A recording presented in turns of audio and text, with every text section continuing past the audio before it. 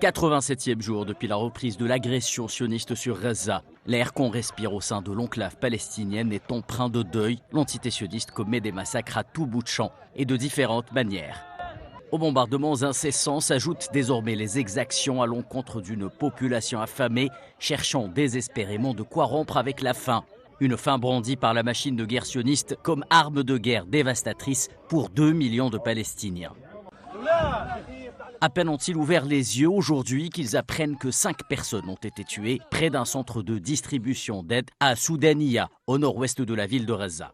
Au 87e jour de génocide à Gaza, des structures de santé genoux à terre et manquant de tout sont tout de même débordées. 4 Palestiniens, plusieurs blessés arrivent à l'hôpital Shifa.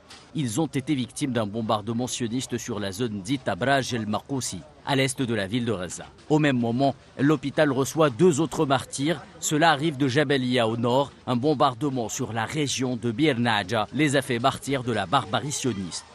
Nous ne sommes qu'au début de l'après-midi et les communiqués des services sanitaires de Gaza s'enchaînent. 24 Palestiniens ont déjà été tués depuis les premières lueurs du jour. C'est précisément le moment choisi par l'armée d'occupation pour s'attaquer à des habitations à Haïtoufah, quartier surpeuplé situé au centre de l'enclave.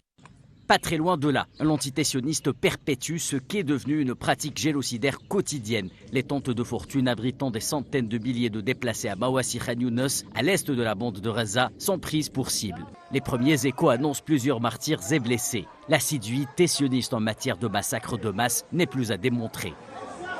Direction le nord-est de Gaza, Choujaï, une région hantée par les crimes sionistes commis à l'encontre de familles entières, ensevelies 6 pieds sous terre par des tonnes de bombes larguées depuis le ciel sombre de Gaza. Cette fois-ci, ce sont les drones qui sont mis à contribution pour cibler des civils, bilan inconnu jusqu'à maintenant.